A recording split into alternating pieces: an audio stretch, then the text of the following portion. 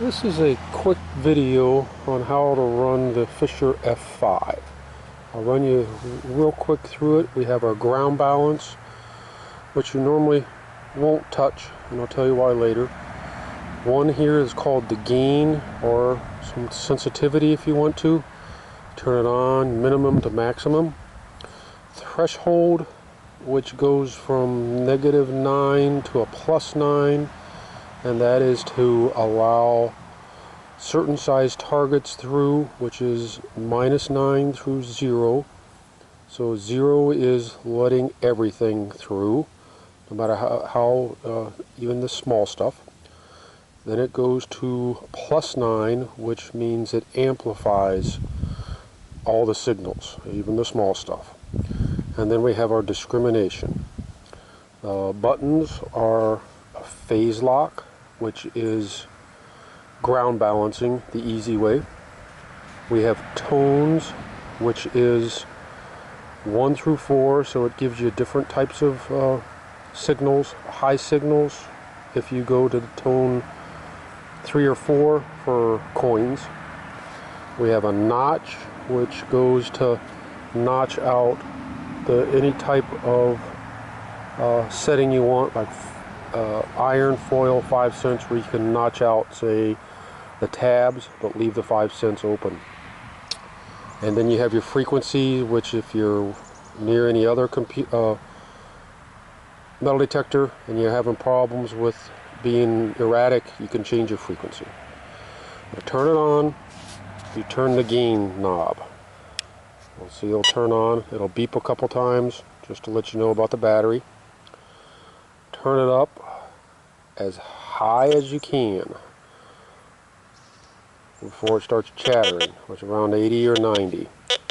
Threshold minimum should be at 0, as you hopefully see here.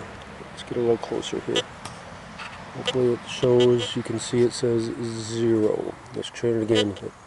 Once you let go, the changes back to the ground balance, which is what is showing below the coil right at the moment. And the ground balance is, and it goes over here with a phase, which is actually what the ground balance should be. So to make sure you're running your F5 at the best, what you do is you push the phase lock and it changes it automatically to what the ground phase really is. Easiest way. And now let's make sure you're in the right tones. We'll show you the difference. D1, which is one tone for everything, and I'll show you exactly what it is. I have a quarter on one, which is there, a dime, a zinc penny, and then a penny. So let's go over first with a quarter. See, it sounds like that, a dime. Pretty much the same. All the same. Now let's change the setting to D2.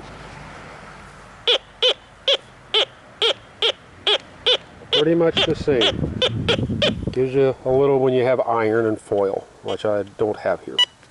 Now D3, 3 different tones. Now you see you get a high signal for a dime, quarter, dime. Zinc now comes in at a different tone. Because if you don't want to dig zinc, now you know you can pass that up. And this is a copper quarter, which sounds different. So you want to dig a copper quarter up, or a copper penny up, maybe not a zinc. The Fisher really does tell the difference between the two. And then you have D4, gives you, again, those little different sounds. So there's a zinc penny, you may not want to dig that. Copper penny, you may want to dig. Dime, you want to dig. And then a quarter. So that's a real quick on how to run your F5, and then the pinpoint. So you found your signal. Right in the very center is the pinpoint button.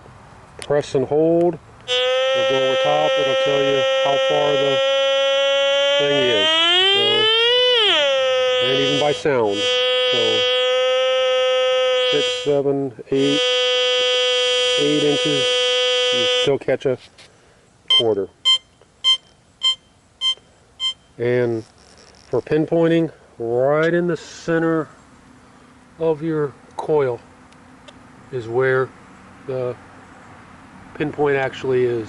So once you have it pinpointed to the lowest depth, that's where you'll be digging. So hopefully that will help you learn to run the F5.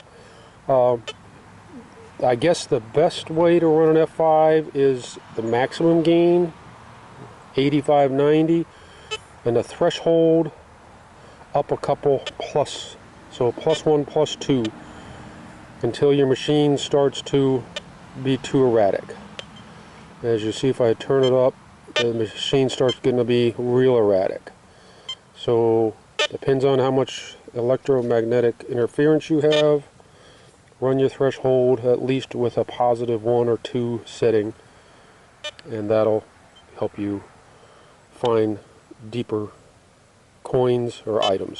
And this machine is really quick as far as separation of items. Let me show you how quick. Let's put a quarter and a dime pretty close together, which as you can see now, and let's see if it tells the difference between the two.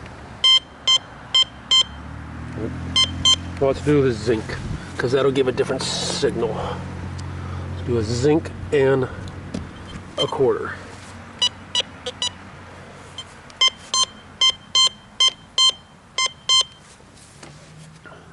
Back it up just a bit more.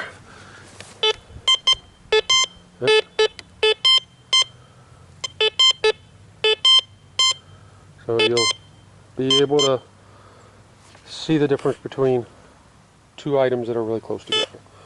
I'll do a really quick hunt. I've already done my yard many times, but let's go and see if we can't find anything